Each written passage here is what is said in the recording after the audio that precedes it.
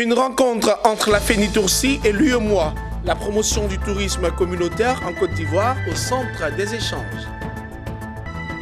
L'évidence analytique au centre d'un panel à l'occasion de la 11e conférence MEIDE sur l'innovation et le développement. 2000 kits scolaires offerts à l'école régionale d'Abidjan-Treichville, un don de la Fondation Children of Africa. Mesdames et messieurs, bienvenue. Promouvoir le tourisme communautaire en Côte d'Ivoire, c'est l'objectif que s'est assigné la FENITOURCI, entendez la Fédération nationale de l'industrie touristique en Côte d'Ivoire. Pour ce faire, elle a initié une rencontre avec l'Union économique monétaire ouest-africaine présente en Côte d'Ivoire en vue de bénéficier d'un soutien. C'était ce jeudi 10 octobre à Abidjan en présence des acteurs des établissements touristiques du pays. Le reportage est de Zénab Dosso et Tima Traoré. Une rencontre organisée par la FENITOURCI pour bénéficier du soutien de l'UEMOA. Lors des échanges, la Fédération nationale de l'industrie touristique en Côte d'Ivoire a souhaité un appui technique de la commission de l'UEMOA pour parfaire ses activités dans le secteur du tourisme communautaire.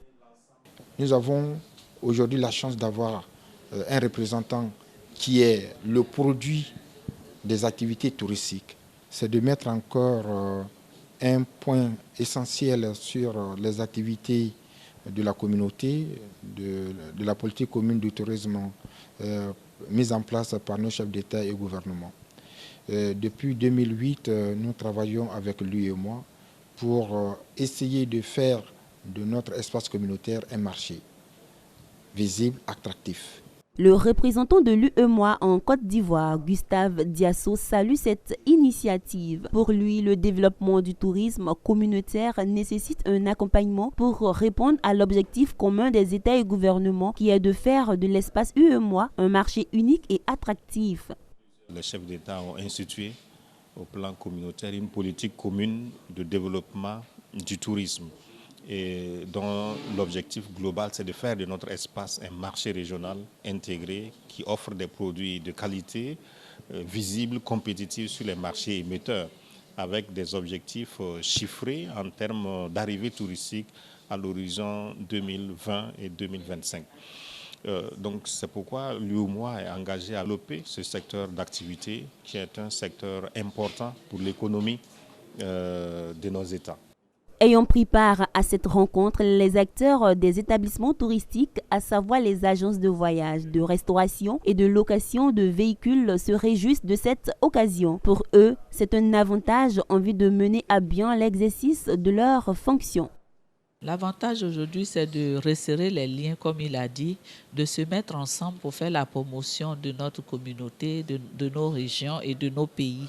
Parce que nous avons beaucoup de potentialités dans la zone et il faudrait aussi que nous puissions nous mettre ensemble pour développer ce marché-là. Le tourisme est un secteur important pour le développement de l'économie ivoirienne. La rencontre avec la FENITOURCI et la commission de l'UEMOA en Côte d'Ivoire a enregistré de bonnes perspectives. Il s'agira de tout mettre en œuvre pour que les chefs d'État et gouvernement de l'espace UEMOA arrivent à réaliser un marché unique du secteur du tourisme. L'évidence analytique concernant l'innovation et le développement était au cœur de la 11e conférence MEIDE tenue ce mercredi à la maison de l'entreprise dans la commune du Plateau. L'objectif est de mettre en évidence le rapport existant entre l'innovation et le développement. Cette rencontre est organisée par la CAPEC, les universités des Nations Unies, avec le Centre de recherche pour le développement international du Canada. Le reportage est de Mireille Okou et Marie Seri. L'évidence analytique concernant l'innovation et le développement, c'est le thème qui a animé la 11e conférence MEIDE. Les organisateurs veulent par cette conférence diagnostiquer les problèmes en termes de réglementation, d'innovation, d'accès au financement et à l'emploi en Côte d'Ivoire, mais aussi dans les autres pays d'Afrique. Pour les conférenciers, les pays en voie de développement pourraient se développer en passant par l'innovation. L'innovation est importante pour la croissance des pays, y compris les pays comme la Côte d'Ivoire et d'autres pays africains. L'innovation peut prendre différentes formes. Ça peut être une innovation de produits, une innovation de procédés, une innovation ce qu'on appelle non technologique, organisationnelle.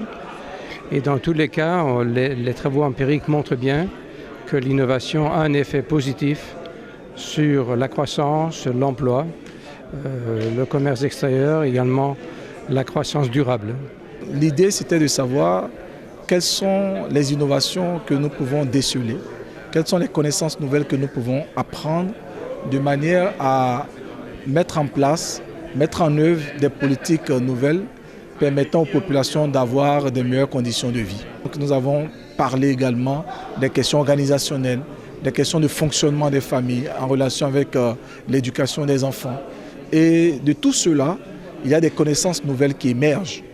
Les différents sous-thèmes abordés lors de cette conférence visent à apporter des connaissances nouvelles afin d'améliorer les conditions de vie des populations.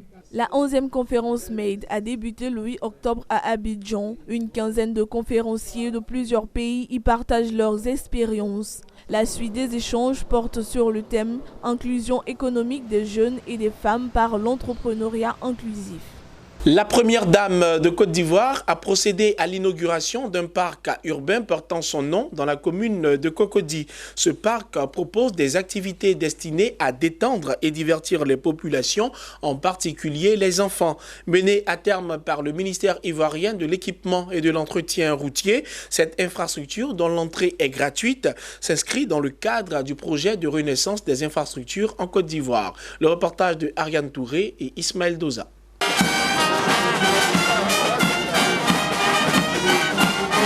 Une pergola couverte de 400 mètres carrés, un skatepark de 800 mètres carrés, un terrain de sport de 500 mètres carrés, un amphithéâtre couvert de 350 mètres carrés, ainsi qu'une aire de jeu qui s'étend sur une superficie de 500 mètres carrés. C'est cela, le tout nouveau parc urbain de la commune de Cocody. L'inauguration de cet espace de jeu et de détente a été faite ce mercredi par la première dame de Côte d'Ivoire, Dominique Ouattara, en présence du ministre de l'Équipement et de l'Entretien routier.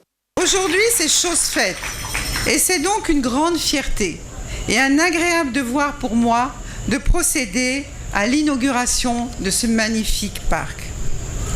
Mesdames et messieurs, l'ouverture de cet espace traduit l'importance que la Côte d'Ivoire accorde au développement et au bien-être de nos enfants.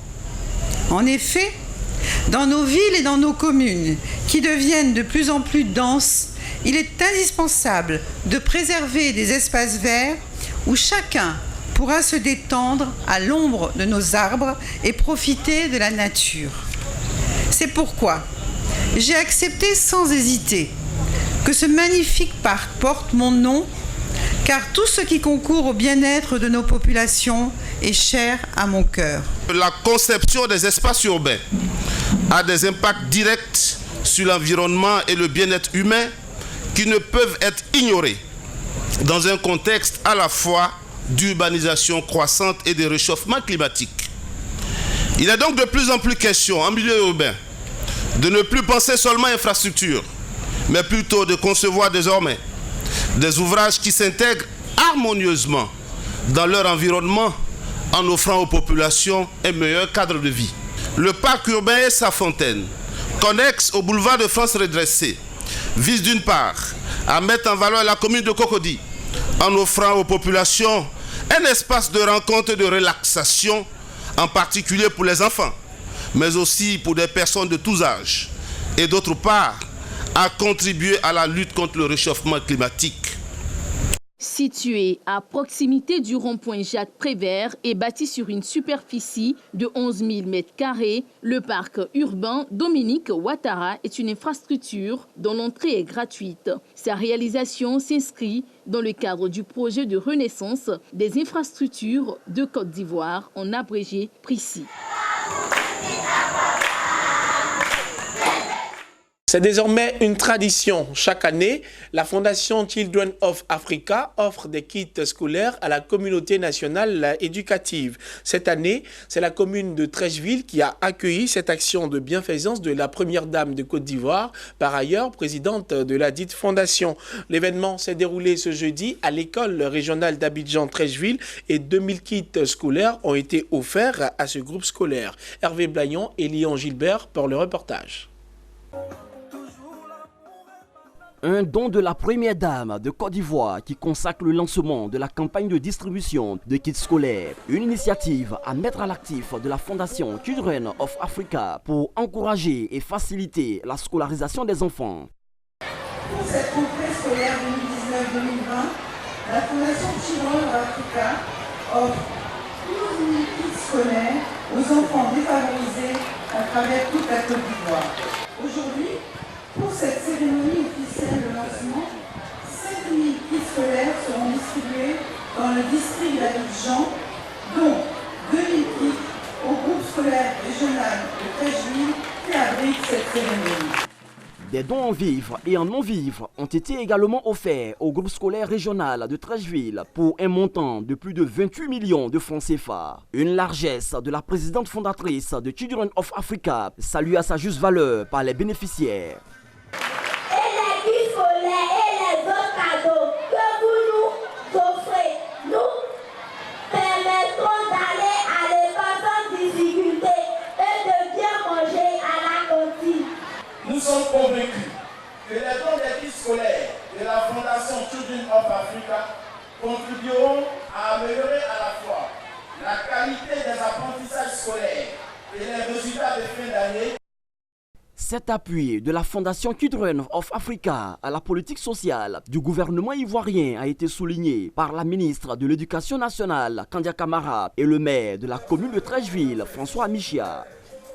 Depuis sa création en 1998, la Fondation Children of Africa a distribué 120 000 kits scolaires. C'est suite à ce reportage que nous mettons un terme à cette édition. Merci de rester fidèle à votre chaîne panafricaine d'information économique.